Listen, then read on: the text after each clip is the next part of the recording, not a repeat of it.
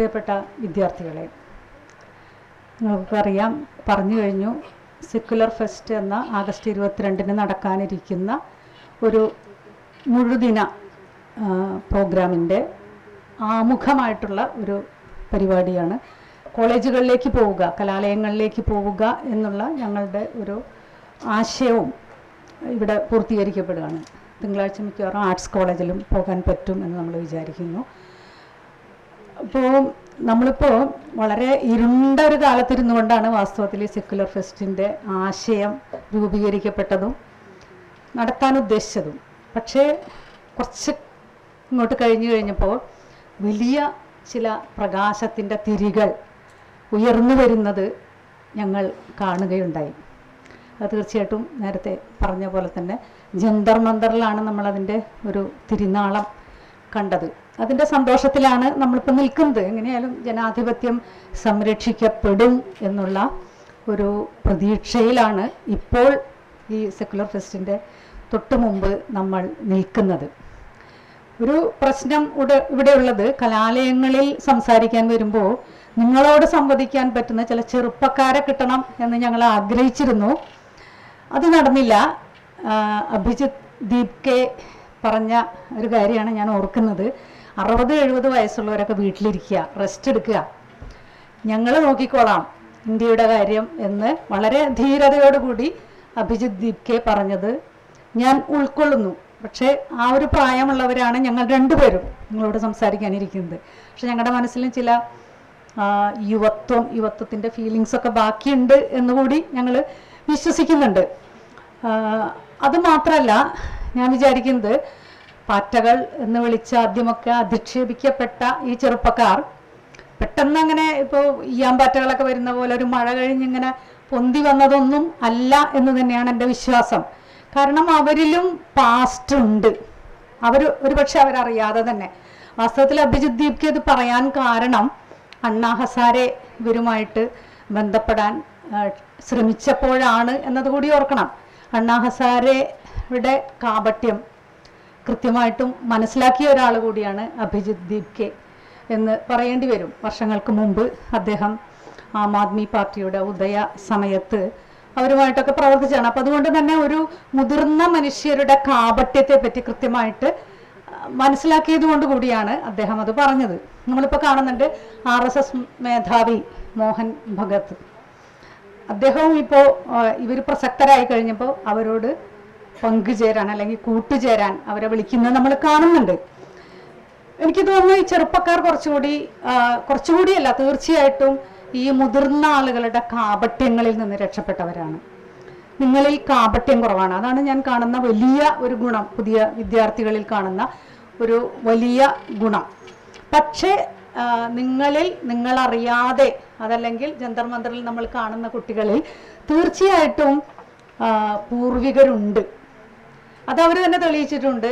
ഗാന്ധിജിയുണ്ട്, അംബേദ്കർ ഉണ്ട്, ഭഗത് സിംഗ് ഉണ്ട്, അല്ലേ? അത്തരത്തിലുള്ള വലിയ മനുഷ്യരുടെ, ഒരുപക്ഷെ ശ്രീനാരായണ ഗുരു പോലും ഉണ്ട്, എല്ലാ മതങ്ങൾക്കും അതീതമായിട്ട് ചിന്തിക്കുന്ന. അപ്പം ഇത്തരം ചിന്തകൾ, പൂർവിക മനുഷ്യരുടെ ചിന്തകൾ അറിയാതെയെങ്കിലും അല്ലെങ്കിൽ അറിഞ്ഞുകൊണ്ട് തന്നെ അവരിലൊക്കെ പ്രവർത്തിക്കുന്നുണ്ട് എന്നാണ് ഞാൻ വിചാരിക്കുന്നത്.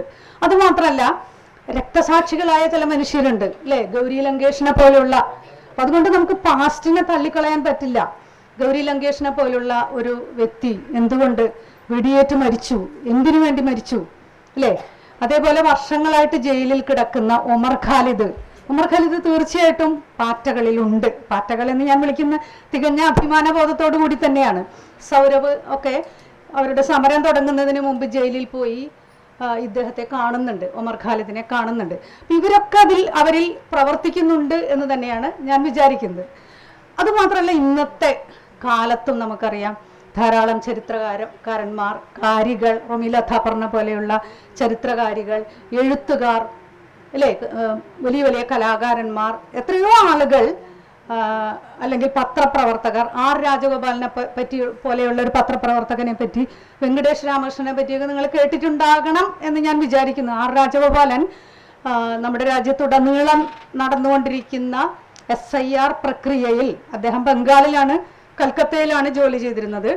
അദ്ദേഹത്തിൻ്റെ പൗരത്വം നിഷേധിക്കപ്പെടുന്നു, അല്ലെങ്കിൽ വോട്ടവകാശം എന്ന് പറഞ്ഞാൽ ഇപ്പോൾ പൗരത്വം തന്നെയാണ്. SIR-ൽ അവർ ചെയ്തുകൊണ്ടിരിക്കുന്നത് അതാണല്ലോ. പൗരത്വം നിഷേധിക്കപ്പെടുന്നു. പൗരത്വം ഇല്ലാതായതുകൊണ്ട് തന്നെ അദ്ദേഹത്തിന് പാസ്പോർട്ട് പുതുക്കാൻ പറ്റുന്നില്ല. സ്വന്തം മകൾ കാലിഫോർണിയയിൽ വിവാഹിതയാവുന്നു. ആ വിവാഹത്തിന് പോകാൻ പറ്റാതെയാവുന്നു. അപ്പൊ ഇത്തരത്തിൽ പീഡനങ്ങൾ അനുഭവിക്കുന്നു. എന്തുകൊണ്ട് അദ്ദേഹത്തിനെ അങ്ങനെ ക്രൂശിച്ചു എന്ന് ചോദിച്ചാൽ, അദ്ദേഹം നിരന്തരം ഈ ഫാസിസ്റ്റ് ഭരണകൂടത്തിനെതിരെ സംസാരിച്ചു കൊണ്ടിരുന്ന ഒരാളായതുകൊണ്ട് കൂടിയാണ്. ഇപ്പൊ നമ്മൾ കാണുന്നു പ്രകാശ് രാജിന് പൗരത്വം നിഷേധിക്കപ്പെട്ടിരിക്കുന്നു. പ്രകാശ് രാജ് കർണാടകയിൽ മത്സരത്തിന് നിയമസഭയാണോ പാർലമെന്റ് ഇലക്ഷന് നിന്ന ഒരാൾ കൂടിയാണ്. അപ്പൊ അങ്ങനെയുള്ള ഒരു വ്യക്തിക്ക് പൗരത്വം ഇല്ലാതാകുന്നു. ഇത്തരത്തിൽ പലതരത്തിലുള്ള പീഡനങ്ങൾ അനുഭവിച്ച ഒരു പൂർവിക സമൂഹം തീർച്ചയായിട്ടും അവിടെ ഉണ്ട്. അത് തീർച്ചയായിട്ടും കുട്ടികൾ അറിയുന്നുണ്ട് എന്ന് തന്നെയാണ് ഞാൻ വിചാരിക്കുന്നത്.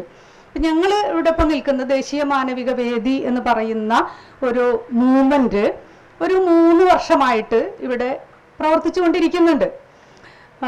പലതരത്തിലുള്ള പ്രവർത്തനങ്ങളുമായിട്ട് മനുഷ്യരെ ഒന്നിപ്പിക്കുക എന്നുള്ള രീതിയിൽ സൂഫി സംഗീതമായിട്ടും അതല്ലെങ്കിൽ മറ്റു ലളിത് സെമിനാർ ഇങ്ങനെ പലതും നടത്തിക്കൊണ്ട് ഞങ്ങളും മുന്നോട്ട് പോകുന്നുണ്ട്. അതിൻ്റെ ഒരു ഭാഗമായിട്ടാണ് ഇപ്പോൾ അതിൻ്റെ 3ാം വാർഷികം കൂടിയാണ്. ആഗസ്റ്റ് 15-ന് അതിൻ്റെ വാർഷികവും കൂടിയാണ്. അപ്പം ഈ വാർഷികവും അതോടൊപ്പം തന്നെ വേക്കപ്പ് കേരളം എന്ന് പറഞ്ഞിട്ട് കുറച്ചുകൂടി ബ്രോഡായ ഒരു മൂവ്മെന്റ് ദേശീയ മാനവിക വേദി അവിടെ ഉണ്ട്. ഞങ്ങൾ പ്രവർത്തിച്ചുകൊണ്ടിരിക്കുകയായിരുന്നു. അപ്പം ഞങ്ങൾ ഓൾ ഇന്ത്യ മൂവ്മെന്റ് എന്ന് പറഞ്ഞിട്ട് ഒരു മൂവ്മെന്റ് ഉണ്ട്.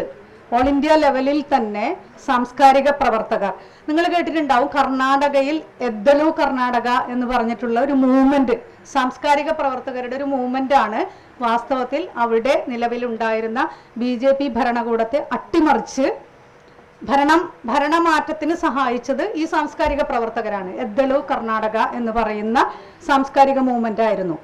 അപ്പൊ അതിനുശേഷം വന്ന കോൺഗ്രസ് സർക്കാരിനെയും അവർ നിരന്തരം തിരുത്തിക്കൊണ്ടിരിക്കുന്നുണ്ട്. അപ്പോൾ സാംസ്കാരിക പ്രവർത്തകർക്ക് ഒരു തിരുത്തൽ ശക്തിയായിട്ട് നിൽക്കാൻ കഴിയും. പ്രതിപക്ഷ രാഷ്ട്രീയ കക്ഷികളെക്കാളും സാംസ്കാരിക പ്രവർത്തകർക്ക് ഇത്തരത്തിലുള്ള ഒരു എന്താ പറയുക ഫ്രിക്ഷണൽ ഫോഴ്സ് എന്നോ അല്ലെങ്കിൽ ഒരു തിരുത്തൽ ശക്തിയായിട്ടോ ഒക്കെ നിൽക്കാനുള്ളൊരു സാധ്യത അവിടെ ഉണ്ട്. വാസ്തവത്തിൽ അത് തന്നെയാണ് ഇപ്പോൾ യുവാക്കളും ചെയ്തുകൊണ്ടിരിക്കുന്നത്. ഇപ്പോൾ CJP എന്ന് പറയുന്ന അവരൊരിക്കലും രാഷ്ട്രീയത്തിലേക്ക് വരുന്നില്ല.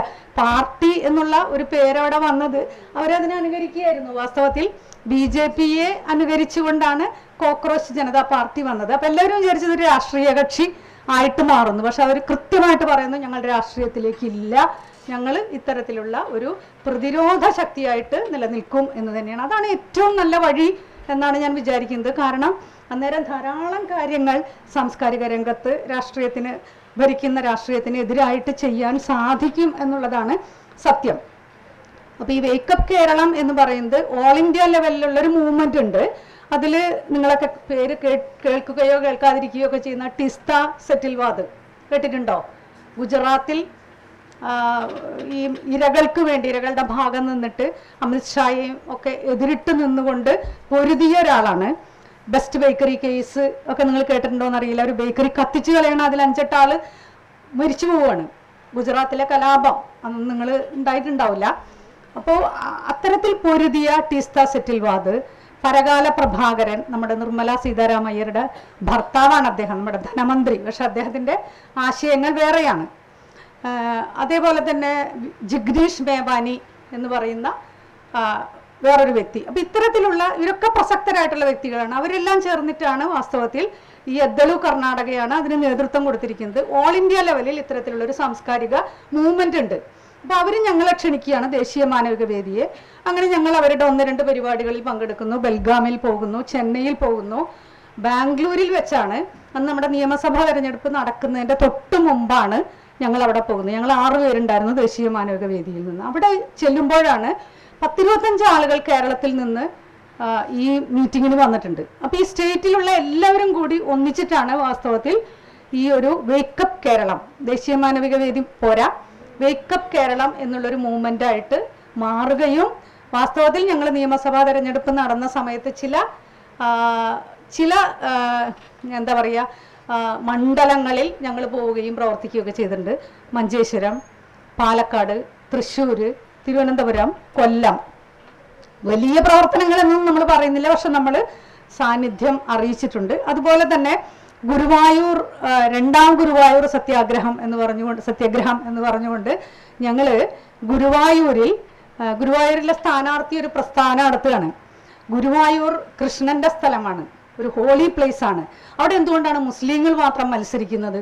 മുസ്ലിം സ്ഥാനാർത്ഥികൾ ധാരാളം അവിടെ വിജയിക്കുന്ന സ്ഥലമാണ്. അപ്പൊ ഇദ്ദേഹം ഗോപാലകൃഷ്ണൻ പറയാണ് ഹിന്ദു സ്ഥാനാർത്ഥി തന്നെ വേണമെന്ന്. അപ്പൊ അതിനെതിരായിട്ടുള്ള ഒരു പ്രതിരോധം അല്ലെങ്കിൽ പ്രതിഷേധമായിട്ടാണ് ഞങ്ങൾ ഈ രണ്ടാം ഗുരുവായൂർ സത്യാഗ്രഹം അവിടെ നടത്തിയത്. ധാരാളം എഴുത്തുകാരും കലാകാരന്മാരും അവിടെ വരികയും സംസാരിക്കുകയും പാട്ടുപാടുകയും ഒക്കെ ചെയ്തുകൊണ്ട് നല്ലൊരു പ്രോഗ്രാം ആക്കിയിട്ട് നല്ലൊരു ജനങ്ങളിലേക്ക് എത്തുന്ന ഒരു പ്രോഗ്രാമായിട്ട് ഞങ്ങൾക്ക് നടത്താൻ സാധിച്ചു.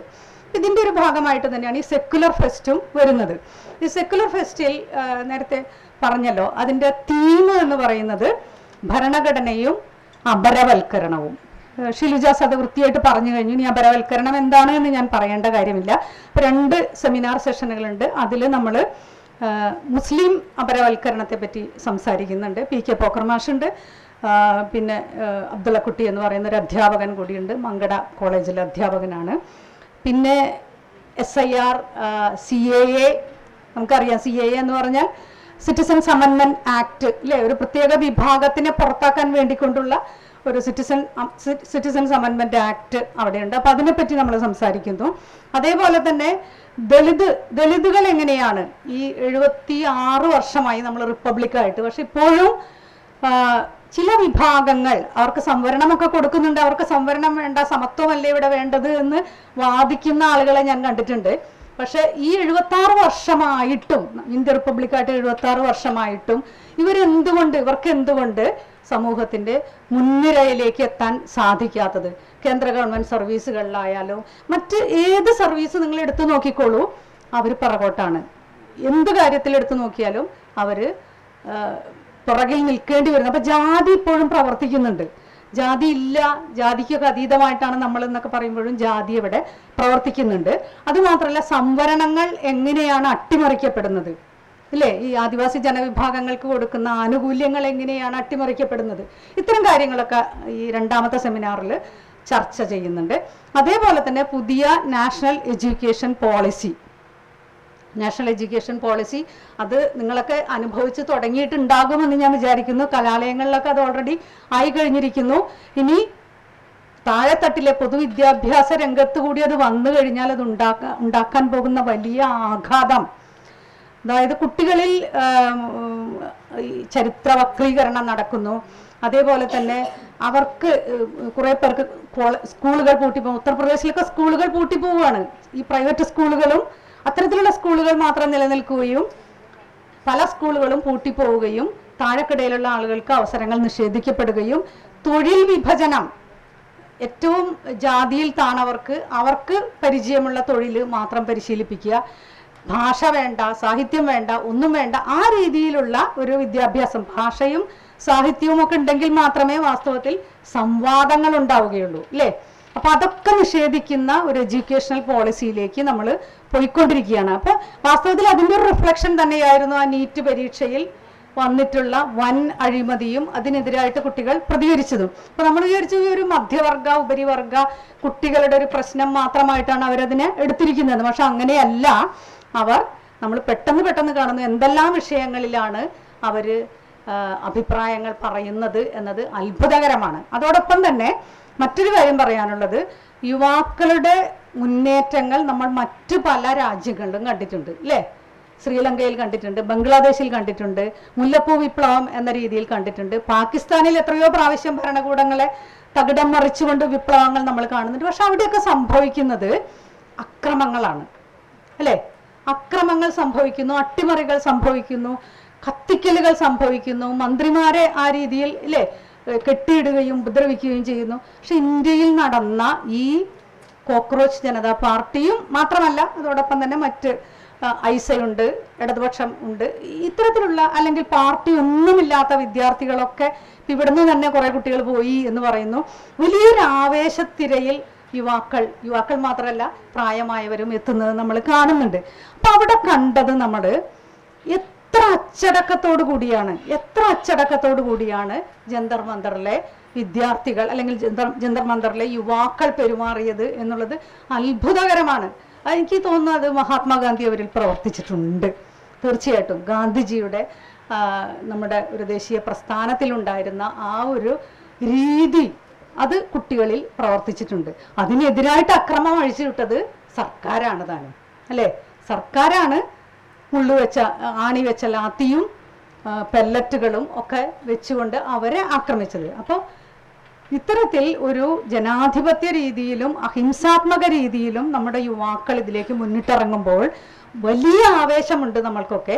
അപ്പം അതുകൊണ്ട് തന്നെ നമ്മുടെ ഈ പരിപാടിയിൽ ഞങ്ങൾ നേഹയെ ക്ഷണിക്കുകയും, നേഹ ബോറ എന്നാണ് അവരുടെ, നമ്മളൊരു പക്ഷെ അറിയുന്ന പേര് നേഹ ബോറ എന്നാണ്, പക്ഷെ ബോറ എന്ന പേര് അവർ ഉപേക്ഷിച്ചിരിക്കുന്നു.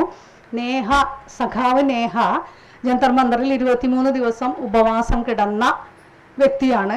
അവർ നമ്മുടെ ക്ഷണം സ്വീകരിച്ച്, വാസ്തവത്തിൽ നമ്മുടെ ഒരു പ്രതിനിധിയായിട്ട് കെ അജിതയും ശ്രീജയും അവിടെ പോവുകയും നമ്മുടെ ഐക്യദാർഢ്യ പ്രസ്താവന അവരെ ഏൽപ്പിക്കുകയും ചെയ്തിട്ടുണ്ട്. അപ്പം അതിൻ്റെയും കൂടി ഒരു വെളിച്ചത്തിലാണ് വാസ്തവത്തിൽ അവർ നമ്മുടെ ഒരു അതിഥിയായിട്ട് ഇങ്ങോട്ട് എത്തുന്നത്. അപ്പം നേഹയെ പോലെ ഒരു യുവത്വത്തിൻ്റെ പോരാട്ട വീര്യമുള്ളൊരു വ്യക്തി കൂടി നമ്മുടെ ഈ പരിപാടിയിൽ വരുന്നുണ്ട്. ആർ രാജഗോപാലൻ, ഞാൻ നേരത്തെ പറഞ്ഞ ആർ രാജഗോപാലനുണ്ട്, വെങ്കടേഷ് രാമകൃഷ്ണനുണ്ട്. അവർ 3 പേരും കൂടി ഇരുന്നു കൊണ്ടുള്ള ഒരു തലമുറകളുടെ സംഗമം അവിടെ സംഭവിക്കുന്നുണ്ട്. പിന്നെ സച്ചിദാനന്ദ മാഷുണ്ട്. ഞാൻ സച്ചിദാനന്ദ മാഷിനെ പറയാൻ മറന്നുപോയി.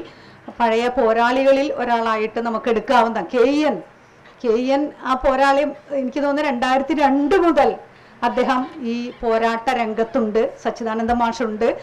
അപ്പോൾ ഇത്തരത്തിൽ ഈ പോരാട്ടം പണ്ട് മുതലേ തുടർന്നുകൊണ്ടിരിക്കുന്നുണ്ട്. നമ്മുടെ പരിപാടി ഉദ്ഘാടനം ചെയ്യുന്നത് കമൽ എന്ന സംവിധായകനാണ്. കമൽ ചലച്ചിത്ര അക്കാദമിയുടെ ചെയർപേഴ്സൺ ആയിരുന്നു. അതുമാത്രമല്ല, അദ്ദേഹം ഫാസിസത്തിനെതിരായിട്ട് സംസാരിച്ചതിൻ്റെ പേരിൽ ഈ RSS പോരാളികൾ എന്ന് വിളിക്കാമോ എന്ന് എനിക്കറിയില്ല, അവരുടെ ആക്രമണം ഏറ്റിട്ടുള്ള ആളാണ്.